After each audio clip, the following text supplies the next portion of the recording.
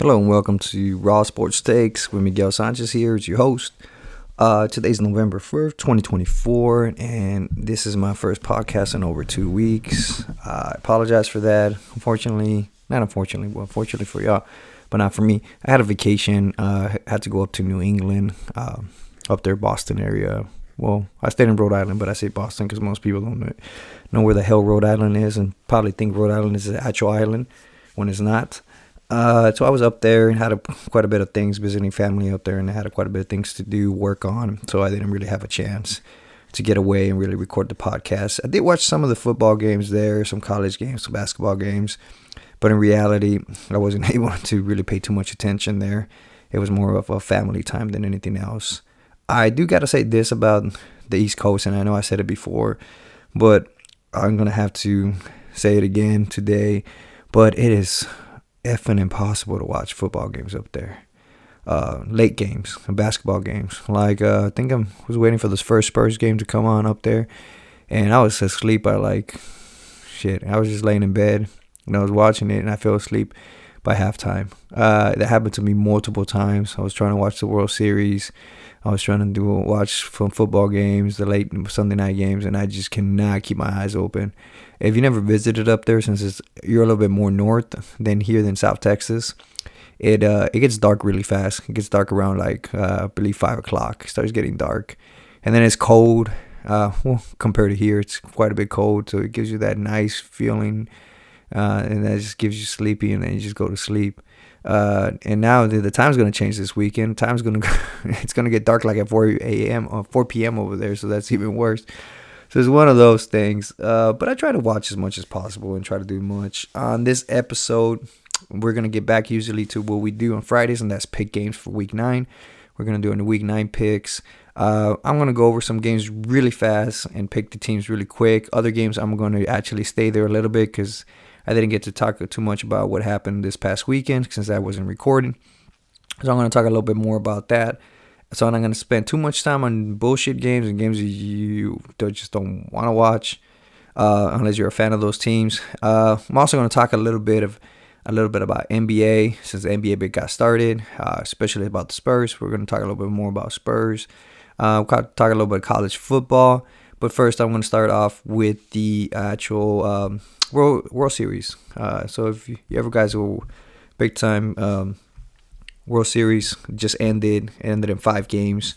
It ended up going to, of course, the LA Dodgers, who I thought they were going to win. I don't watch too much baseball, to be honest with you. I really don't try not to watch any of it. Just because the game is kind of boring to watch, unless you're a big fan of baseball. It's kind of boring to watch. And I usually just start watching till the playoffs start or the World Series. Now, the incredible part about the game is that the Dodgers ended up winning there, and they ended up winning big in 5 games. And if you watch this last game, it was an incredible game to watch. You see so much. There were so many mistakes. There were so many mistakes by the Yankees there. They had the lead. They're about to win. They're about to force a Game 6. And what ends up happening is they do more mistakes than a damn Little League team. Little League team would be... it was like watching Little League. They could not make regular routine plays like the one where they hit the baseball to the first baseman. And, if the first baseman is out of there, if you play a little bit of baseball or watch baseball, you notice that the first baseman, if he goes out of his way, usually the pitcher covers the first base. They forgot to do that, so they couldn't get that out. Then Aaron Judge just doesn't catch the ball, just hits his glove and just falls. So that happens. And then after that play, I believe they hit it straight. Shortstop got it and threw it to third baseman. Third baseman dropped the ball. And this all happened with 2 outs. And they were winning by, I think it was 5-3 or 5-2 at the time. And they could not get that last out. And the Dodgers ended up, once all that started happening, it's meant to be. It's meant to be for the Dodgers to win. Or somebody put just some damn good ass curse on the Yankees. And they really got them there. But in my opinion, I think the Yankees are just not a good team at all. Not in the playoffs. They played a bunch of weak teams to get to the playoffs. So that's ended up happening with them. So that's why they made it to the playoff, made it all the way to the World Series, because they really did play nobody.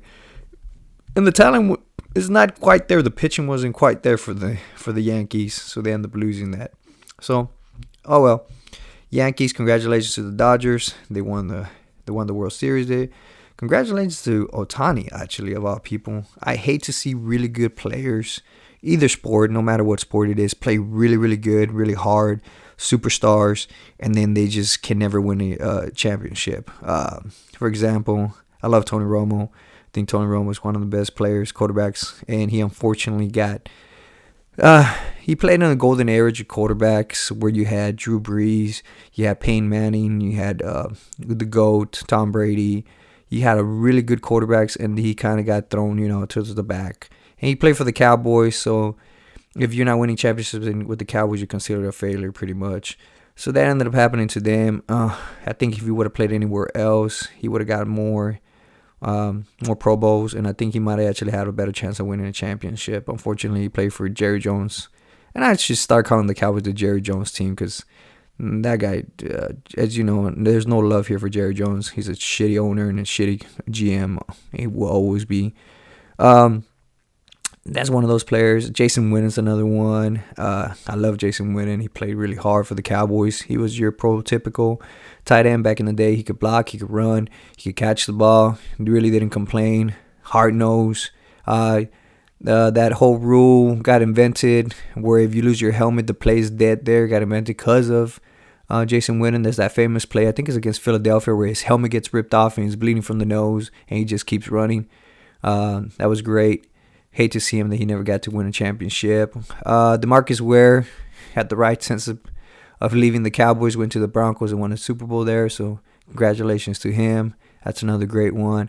That's what brings me back to Otani. Otani is a great player, and I think if he would have stayed with the Angels, I don't think he would have ever won anything. Look at Mike Trout. Mike Trout's a great player. He's towards the end of his career, kind of, or at least he's not in his prime anymore. He's at the back end of his prime. And now he's never going to win anything. A good thing for Otani, he decided to leave and go with the Dodgers, and now he's going to win something. I'm more happy for him. He is my favorite baseball player just because he's your prototypical. He's what you think of a baseball player in a sense of like he can pitch, and he's a really good pitcher when he decides to pitch. He can hit the ball, which he does really well. He steals bases very well. He does everything so good. He's a really good baseball player. If I hate something about baseball, is the designated hitter, the DH spot. You're not a baseball player at that point. I can't have your, who is it? No offense. Well, when I say no offense, I am offending them. Ortiz, the back in the day Red Sox. Like, come on, man. You cannot consider yourself an athlete if you can't freaking play first base. Like, you rarely play first base. You just hit a designated hitter all the time. Yes, you were good at hitting the ball, but other than that, I couldn't play you out in the field because you can't play because you're too fat. You can't move. Like, players like that, it just blows my mind that they get put in as designated hitters and that's all they do. But if they do get traded, like they say, oh, well, hey, you know what? Ortiz, you just got traded to the Dodgers. You guess what, or whatever, the Yankees or whatever you want to be trading, because this is hypothetical. But he's like, hey, make sure you pack your bat, make sure you pack your glove. Oh, wait a minute, you don't play. You don't need a glove because the position you play. I hate designated hitter, and I hate that the National League went to designated hitter too. I think everybody, if you're playing, everybody should play in the field, and everybody should be able to hit the ball. So those are my thoughts on designated hitters. I hate that stat, and I hate that about baseball. But again, congratulations to the Dodgers. Great win. Great job.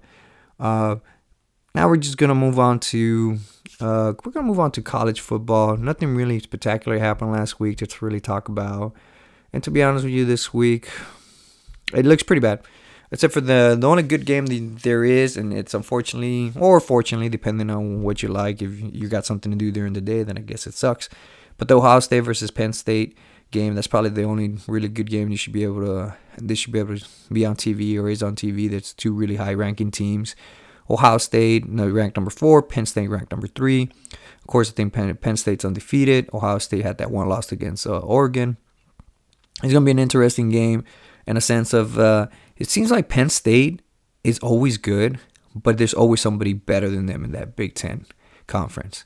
Like Penn State was good last year, but guess what? Michigan was better, and they won the national championship. Before that, Penn State was good, but Ohio State was better. It always seems that's always what's happening at Penn State. Penn State always seems to be good, but not good enough to be the best in the Big Ten. So this is probably the year they are the best team in the Big Ten, just for the simple reason that Ohio State doesn't look good, especially after the left tackle got hurt there against Nebraska. That offensive line looked terrible after that, which then makes me think, hey, that offensive tackle should go in top 10 in the NFL draft if he's that good. But they just could not get it. They should have beat Nebraska last week, Ohio State, pretty easily, but yet they couldn't, and they barely won that game.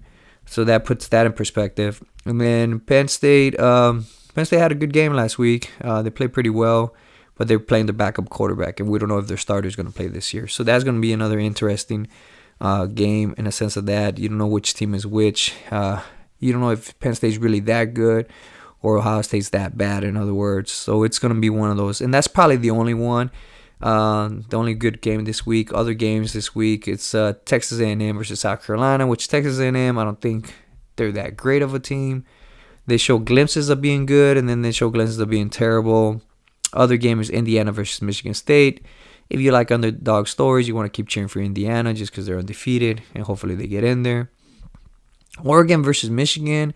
That's an interesting game because Oregon, of course, they're ranked number 1 right now. They're undefeated.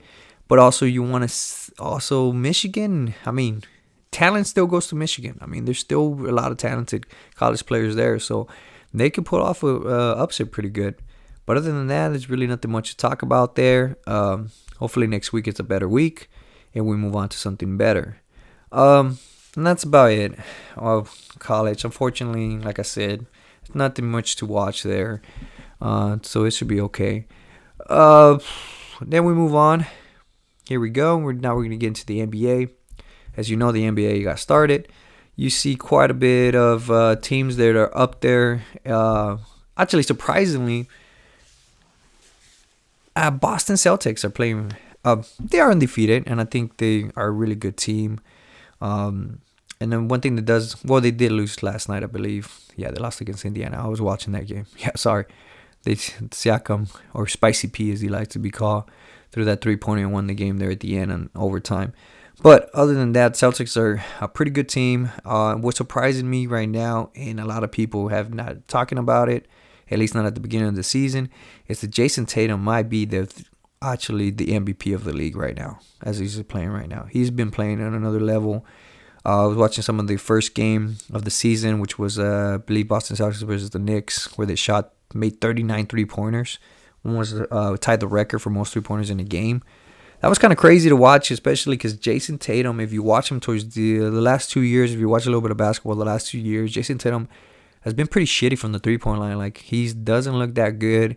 And he had like a little hitch last year where he, instead of going up real nice and easy, like a Damian Lillard or like any really good 3-point shooter, Stephen Curry, you just go up real smooth. He kind of like stops a little bit at the top, so he's kind of hitches.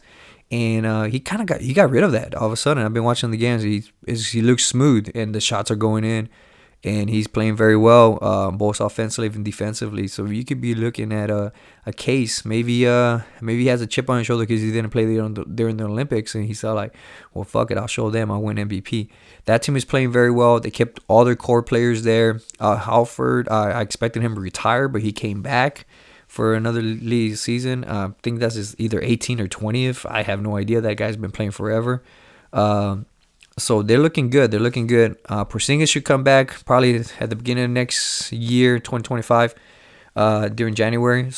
Or after the All-Star break. So they're going to get even better. So that's good. I mean, they're doing really well. That's what I've been seeing. Oklahoma City Thunder is another team, very young, but they've been getting their groove. Last year, they got a taste of the playoffs. They're playing very well again. They're actually playing tremendous defense, which is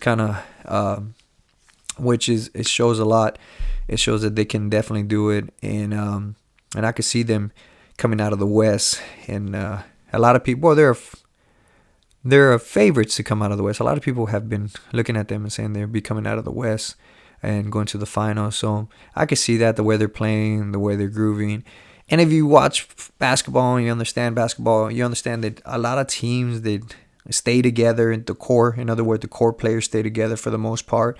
They're going to come out a lot better looking at the beginning of the season than most players that come out.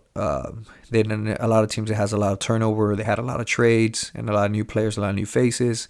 It gets a while to get used to playing with such players. Their nicks, just their habits, where they like to be, how they like to ball, kind of deal. So you're going to see a lot of that. So you're going to see a lot of teams that kept their core players, such as the Thunder, the Lakers, the Celtics, the Cavaliers. You're going to see a lot of them actually playing very well at the beginning of the season and looking very good. Other teams like Minnesota, the Knicks, even Milwaukee, the Spurs, to throw in a few. They have a lot of things that have changed over the last year. They're going to come out a little bit more. They're going to turn over the ball quite a bit. They're not going to look as good. And it's going to take a while for them to get used to playing with each other and actually getting there. A team that has not surprised me. It would not surprise me if they make the playoffs and they're actually on one of the top 5 teams in the whole NBA. Actually, it's the Memphis Grizzlies. I like what the moves they made. As long as Ja Morant decides to stop being a gangster or pretending to be a gangster. Apparently, he doesn't like guns anymore, or at least he's not showing his guns in the videos. He's actually showing swords now. He's into swords, samurais and shit. So as long as you don't hear about him trying to freaking cut somebody in half with a sword, a katana or something, then they might actually do very well. A lot of people forget how good Ja Morant is. He is extremely good. He's extremely athletic, and if just Google him or just go on YouTube and watch his highlights. They're freaking tremendous to watch. Unfortunately for Spurs fans, there's quite a bit of Spurs in those highlights. But other than that, I could really see them really very well. So they've been playing well, so that's not surprising. Orlando Magic's the team that's actually kind of shocking me in the way that, yes, they were in the playoffs last year, but this year they were looking good again. But again, the core players stay more together, and actually they might be the best team there in Florida. I don't think the Heat are that good. I think the Heat are old. They're not playing well at all. They really didn't have any big moves per se, so for them to really be looking this bad at the beginning of the year, and then again, take everything with a grain of salt at the beginning of the year, because everything could change. It's a long season. There's still 70-something games left, so that's another thing. I am going to stop and talk a little bit more about the Spurs because they are my team. I live in San Antonio. I'm actually going to the Spurs game tomorrow. They're going to play the Minnesota Timberwolves, so that should be a good game to watch. Some things that I have noticed is that Harrison Barnes is playing a lot better than I thought he would. He's playing like pretty consistent, shooting the three-pointer very well.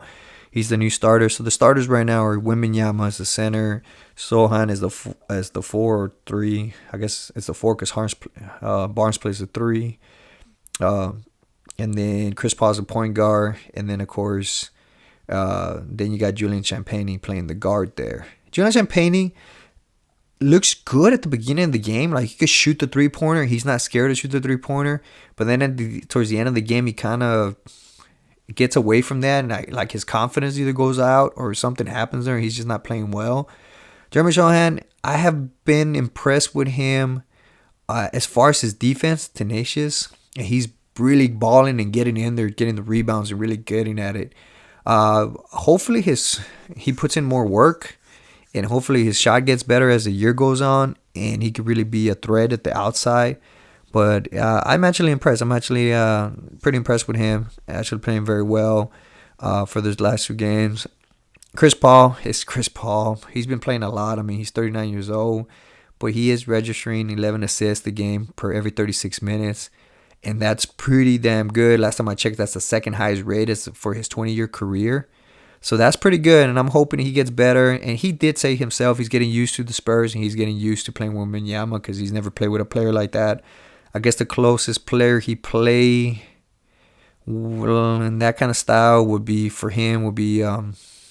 or that fits the Wembanyama would be Kevin Durant, but he played with Kevin Durant in the All-Star games, and I think the Olympics, but he didn't play with him like on another team. So that's probably the closest one comparison there. He can get used to, but he's getting used to it, so that looks good.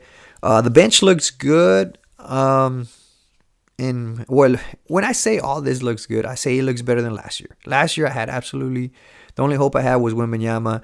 Last year, Sohan looked like ass. Keldon Johnson looked like ass. Talking about Keldon Johnson, he lost some weight and he looks good. Like, he looks athletic. He looks like he has that balance in his game. And he, just like Sohan, is getting really in there and trying to get the rebounds and the layups. So that's a good sight to see. Wembanyama has been a little bit disappointed at the beginning of the year, but it could be also because he played in the Olympics quite a bit. They expected, like, he was in the finals there in the Olympics, won silver. He also apparently was sick there the last week, so that's why he wasn't, not making an excuse for him, but that's why he had the lowest scoring game of his career, or second lowest scoring game of his career, was 6 points against the Thunder.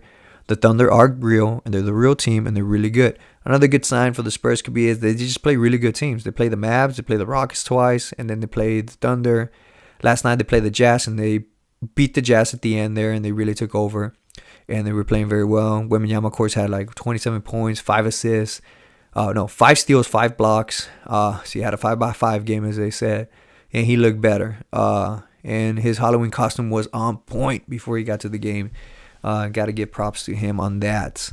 And that's about it on my NBA and my Spurs. I'll get more into it as more podcasts I start getting back and doing these podcasts. Now we're going to get to the core of this podcast, and what we're going to talk about is here's Week 9 picks in the NFL. Last night's game, I did watch last night's game between the Texans and Jets, and I think C.J. Stroud is hurt. Either that or the NFL has caught up to him and caught up to what he likes to do as far as quarterbacking, because he did not look good yesterday. He did kind of have a noticeable limp there in the second half. So he might be hurt. Or he could be just missing his 2 weapons. Diggs is out for the year now. So he's out for a while. And then the other kid, their really good wide receiver, hasn't come back yet. Nico Collins. There we go. I can't think of his name.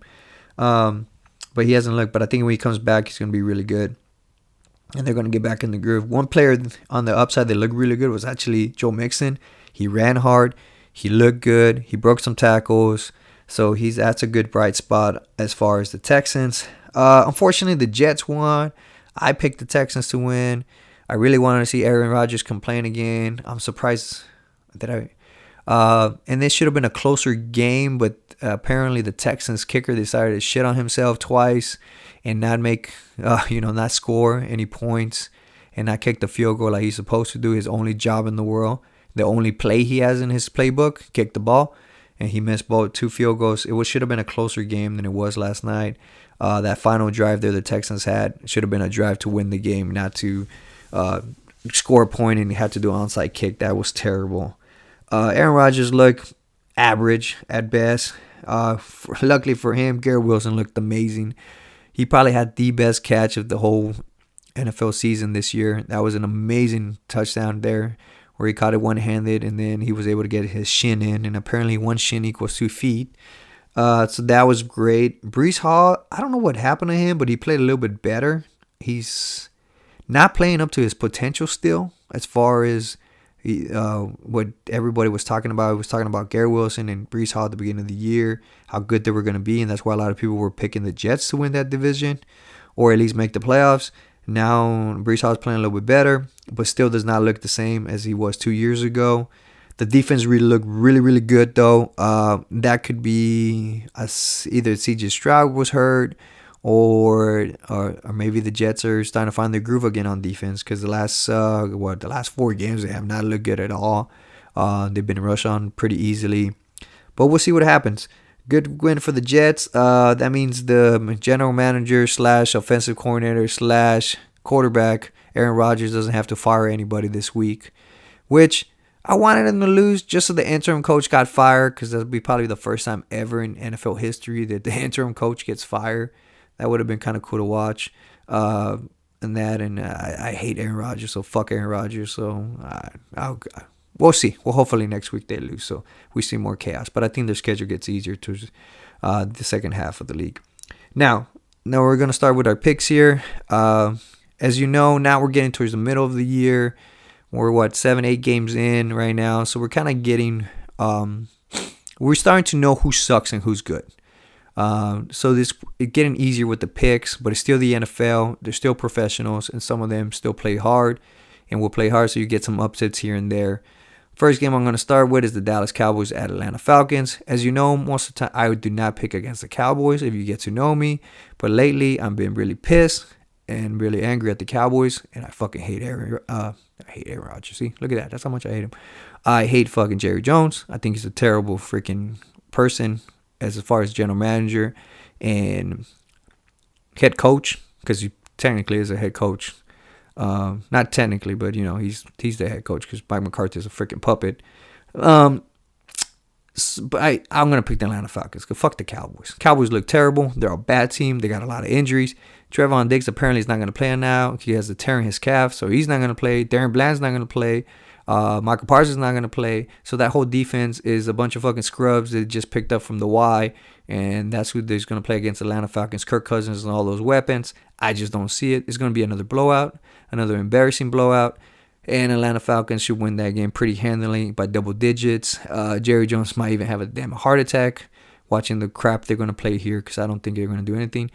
And because of that, you're going to see Trashcott, or Dak Prescott as you want to call it, but I should call him Dad Trashcott, because he puts up the numbers when it's trash time, when nobody's playing, the game's out of hand already, and he puts up another 150 yards and throws for 2 touchdowns. He did that against the 49ers. And then anybody that believed that he was going to come back and win that game, you're fucking insane. You knew he was going to throw a pick or just couldn't get it done, and he didn't get it done. And he just sucks. And he's not a terrible quarterback per se. It's just when you're getting paid that much money, you're the highest paid player in the NFL, you should play better. You should be playing top 5 quarterback. And no, there should be no excuses. There isn't. And if you don't believe you're a top 5 quarterback, then don't get paid that money. Plain and simple. Cowboys suck. Falcons should win this one pretty easily. Next game, we have the Denver Broncos, Baltimore Ravens. We have an imposter in the Denver Broncos, and we have a contender in the Ravens. Ravens should win this one. It's at home. It should be a pretty easy game. Bo Nix is going to have a terrible game. The only thing that's going to keep the Ravens from blowing them out is probably that Broncos defense. That Broncos defense is for real. They got Patrick Surtain, who's a damn superstar at cornerback. And then if we learned something from last week is that if you keep it pretty damn close, you could actually beat the Ravens. The Ravens are beatable. They don't look unstoppable like they did the 2 weeks before that. And if we also know that for some reason the Broncos defense plays tremendous against Patrick Mahomes, and they play again against really good quarterbacks. So we should see that. Also, as we learn, Lamar Jackson's a little bit hurt, but he says he's going to play this game. So it'll be a close game, but I think the Baltimore Ravens win. I don't believe in Bo Nix. I don't think Bo Nix is that good of a quarterback, but I think Sean Payton's doing a great job there. So I'll take the Ravens on that one. Next game is nothing to talk about. Dolphins versus Buffalo Bills. Buffalo Bills should win that one pretty handily. Tua's playing this game. He played last week. He looked okay. They finally put up numbers. They put up a season high 27 points last week, but they also lost again. So they have a lot of injuries on the defensive side there in Miami. The Bills are who we think they are, and they're a really good regular season team, so they should win that one pretty easy. It is at Buffalo. Next game is a shit show. New Orleans Saints, the Carolina Panthers, 2 terrible teams. Derek Carr says he's coming back. He might come back this week. So if he comes back, it should be a pretty easy game for the Saints to win. And then, the Panthers are the Panthers. They just look terrible. They've been run. Besides the Cowboys, they're probably one of the worst owners there. And the Panthers owner. But at least the Panthers owner makes some changes and actually starts firing people left and right. So I give him that. Other than that, I don't see anything good going for the Panthers now or the future. So the Saints should win that one. Game coming up after that, it's going to be the Raiders at Bengals. This is a weird one because the Raiders suck, but the Bengals also suck according to your record. And it's getting to the point, like I said, at midseason, you're getting there to where eight games in, and you are what your record is, and you're a bad team, Bengals. That sucks for Joe Burrow. I really love Joe Burrow. I think he's a really good quarterback. I know he's probably it's a must-win for them. They cannot go down 3-6 record, but at the same time, I don't know. With Joe Burrow, it's kind of one of those games. He reminds me a lot of Tony Romo, the way he moves, the way he throws the ball. He even wears the same number 9. And you always feel like he has a chance of winning the game. Like he could be playing the undefeated Chiefs, and you could say, you know what? As long as Joe Burrow's healthy, they have a chance of beating the Chiefs. Or if they're playing the Ravens, they have a good chance of beating the Ravens. Like there's always that feeling that as long as you have him as quarterback, there's a chance you guys can win. They can win. The Bengals can win. Other teams or other quarterbacks, let's say like Dak Prescott, you never get that feeling. You get that feeling when she starts hitting the fan, you're like, he's going to fucking throw 2 picks again. And he does. But with Joe Burrow, you always get that sense that there is a good chance they might win. There's always a chance they're going to win. I picked the Bengals on this one just because the Raiders are a terrible team. So the Bengals should win this one. Should, I say. But we'll see what happens. Other than that, that's about it on that game. Next game is Chargers versus Browns at Browns. If it was 2 weeks ago, I would have said the Browns would have easily lost this game. But now that they actually have Jameis Winston instead of Deshaun Watson, and Winston played actually above average last game. He wasn't super, but he wasn't Deshaun Watson bad either. So the Browns got an upset there, their second win of the year against the Ravens. That was an upset of the week there. But I still think the Chargers have more talent, have the better quarterbacks. The Chargers should win this game. Next one is the Commanders versus the New York Giants. I'm going to sidebar on this one since we're talking about the Commanders. Great win by them last week. Miraculously win. And I think it was more karma than anything else in that win. For the simple reason, if you watch that Hail Mary, which I was watching it live, and I was like, holy shit. It was a great game there. The last minute of that game was great because you saw what Bears fans have been dying for to have a quarterback. You want to have a quarterback that could take your team all the way down when you need him and score a touchdown when you need him. Caleb Williams did that. Unfortunate for them, they had a little cornerback. I say little, but he's not little. He's probably way bigger than me. They had a cornerback on the Bears talking shit to the fans before the Hail Mary. Didn't know where the hell he was going. I'm pretty sure you've seen it plenty of times, the highlights. And that's what I call instant karma. When I watched the highlight of him doing that, I'm like, oh, okay. It makes sense why they scored a touchdown there. It makes perfect sense now. Guy was talking shit. Instant karma hit him right away. He was running around talking shit. 4 seconds into the play, he's still talking shit. Doesn't even know where the hell to go. Then he goes over there. He's the one that tips the ball up, which if you ever play defense, and any kind of flag football, touch, tackle, whatever, if they're throwing a Hail Mary and they're throwing it up, you always hit it down as the defender. You never tip it up because, of course, there was, Noah Brown was by himself, caught it, touchdown, easy touchdown. I could not believe it. I was watching it, and he tipped it up, and then when it went up, I'm like, no fucking way. And I was like, yep, there he is. Fuck, unbelievable. And that's unbelievable. That was, again, instant karma right there. That's what you get for talking shit. That's what you get for not paying attention. And I know he apologized, saying it was his fault to the team later on, but nah, he's just saving face at that point.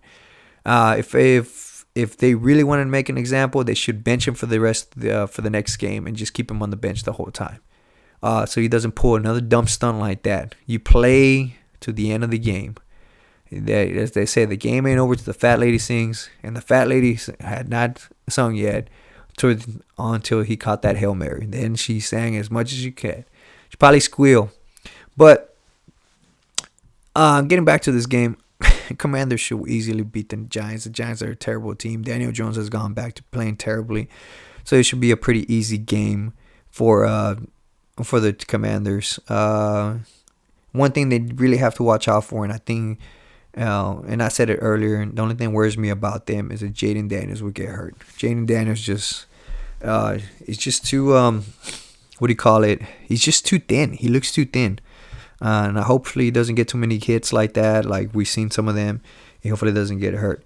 But we'll see what happens in that game. With him, I still think the Commanders will win. I think the Commanders will win with their backup quarterback. Next game, and like I said, some of these games are just terrible. Patriots versus Tennessee Titans. I think the Tennessee Titans get their second win.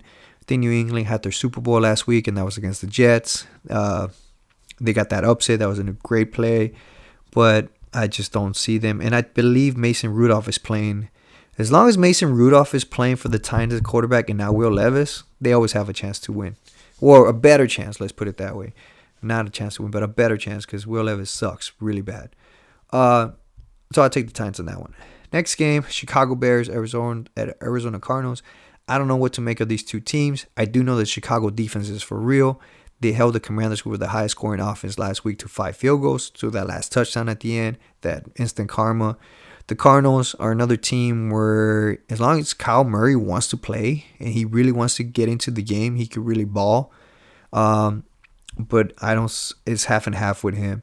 We'll see what happens there. We'll see if that. I know Chicago wants to get rid of that bad taste from last week, or is it going to drag on to this week? Just the way they lost, and it was a devastating loss because their schedule gets really terrible now. It gets really bad, and every win's going to count for them to make the playoffs. I don't see them ever winning that. At least not this year. They're not going to win the NFC North, so they're shooting for a wild card, so every win counts. Cardinals, I don't know what to make of the Cardinals. Like I said, they beat the 49ers one week. They beat last week. Oh, yeah, they beat the Dolphins last week. Or they lose. They lost. No, they lost. I think they lost. Whatever. Anyways, it's one of those things you just don't know what to expect out of that team. Sometimes, like I said, they come out and they win. Other times they just are terrible and they lose. No, they won. They won on a field goal. Yeah, I thought so. I just checked it right now. I thought they won. And they beat the Dolphins pretty easily. Not easily, but they beat them there at the field goal and you know they were going to win. And then you can see them in other weeks. They'll lose to the Colts. They get their ass destroyed by the freaking Broncos. And they play competitively against the Bills. Then they go in deep. So it's one of those. It's kind of one of those games. They play competitive against the Bills. They beat the Rams 41-10, but against the Rams had a lot of injuries. They get their ass kicked by the Commanders, but then they go beat the 49ers the next week. Then they get their ass kicked against the Packers, but then they beat the Chargers. So it's kind of like I said, I don't know what to make of this team of the Cardinals, but at the end of the day, I'm going to pick the Bears. I think the Bears are a better team, a better defense, and it seems like I believe 7 out of the last 8 games with the Cardinals, they've been behind every single time, and I don't see them coming back against a better defense. And I think the Bears' defense is for real. And lucky for Caleb Williams, that defense has been playing great throughout the whole regular season. So we'll see what happens there. I'll pick the Bears on that one. Jaguars versus Eagles. Another terrible team, Jaguars. Eagles seem to be playing better the last 3 games. They're getting better as they go. Maybe because they're getting healthier with Devontae Smith and A.J. Brown coming back. Their offensive line is getting better. The tush push seems to be working again. So I'll take the Eagles on that one. But it is Nick Sirianni, and I think Nick Sirianni sucks, so maybe there's some dumb calls.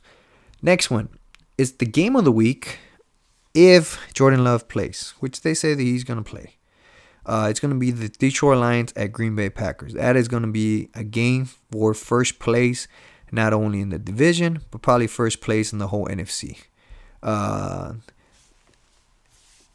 Green Bay Packers pretty much got everything this year ingredient-wise for Super Bowl contenders. They got Jordan Love, who plays pretty decently. He hasn't been playing great like he played last year at the end of the year, but he's been playing pretty good on average. Their offensive line is pretty decent. Their running game is really good. Josh Jacobs has been running the ball very well. Their defense, which was something of a liability last year, they've been playing a lot better. They lead the NFL in takeaways, and they seem to know when to come in and need a turnover. They'll get a turnover. So that's one of those things. Unfortunately, the only thing that I could say that would affect the Green Bay Packers more than anything else, and was worrisome if you're a Green Bay Packer fan, is that Jordan Love has been getting hurt quite often. He's hurt twice now. He got hurt last game. He came out on that groin, and before that was the ankle. I know it was a weird, shitty feel in Brazil, but still he got injured. And then last year he got injured also, I believe. So that's quite a bit of injuries for only being your second year as a starter in the NFL. Hopefully it's not a trend with him, but that's the only thing that really worries me about him. I don't think Malik Willis under center for them is the same as having Jordan Love. I think you really have to condense the playbook for Malik Willis, and it's more of a, if you don't see your first read, if your first wide receiver is not open, then I guess you run. And that seems to be what they did when he was playing quarterback. For the Lions, they need a trade. They need a trade for a defensive end, for another pass rusher, to really be that juggernaut. I know they've been playing super great the last 3 games. They've been blowing out teams by a crap load of points. Jared Goff did look like he rolled his ankle there last week, but still, they've been playing very well. They got a lot of weapons. They got, what's the nickname for the running backs for Montgomery and Gibbs? I believe it's Knuckles and Sonic the Hedgehog, and Knuckles is the other guy. That's their little nickname they give each other. They got really good wide receivers. They got a really good tight end. The offensive line is really good. Man, the offensive line is catching touchdowns too. And the defense has been playing a lot better. They're ranked 27 in pass defense, but that's going to happen. You're always going to be at the bottom 10 as far as pass defense when your offense is just putting up fucking stupid points. When you're putting up stupid points and you're beating teams by 3-4 touchdowns, the other team has to throw the ball, and they're going to throw it a lot. And as you know, if you throw it long, there's a good chance the player is going to get it, either going to catch it, there's going to be a pass interference. And for the most part, even if the ball gets intercepted, which is 10%, I believe, if you throw a long ball, it's like you punt it. So that's what happens when you throw a lot. You're going to be ranked at the bottom 10th of pass defense. But I think they need another pass rusher, especially when Hutchinson got hurt. Aiden Hutchinson, their guy, went out for the year on that gruesome injury against the Cowboys. If he was still playing, I would say definitely that would be the Super Bowl right there. I think they could beat the Chiefs. But at this point right now, I don't think so. I think they need to make a trade. They either need to go get some Myles Garrett, somebody that's out there on the block, or ask for Max Crosby from the Raiders, see if he wants to come on, see if they're willing to trade him. Go all in. Go like the Rams. I love what the Rams did 3 years ago when they said that, fuck it, we're going all in and we're trading. We're going to give a shit about the future. We're going to go all in and win the Super Bowl. And they did. So, but I'll take on this game alone, depending how mobile Jordan Love is, it'll be more competitive with him in the game, but I still see the Detroit Lions winning. Detroit Lions is just on a roll.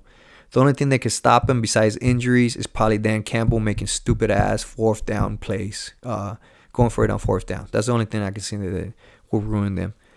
But I'll take the Detroit Lions. Next game, here we go.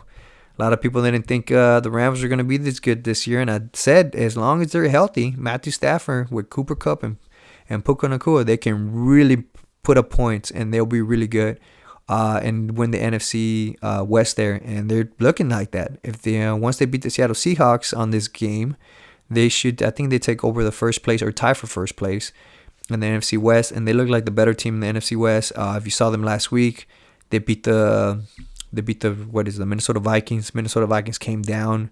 And the Vikings were going to come down. They were not going to keep that streak of just beating people left and right. Not when your quarterback is Sam Darnold. I'm sorry. Sam Darnold at some point is going to play like the backup journeyman that he is.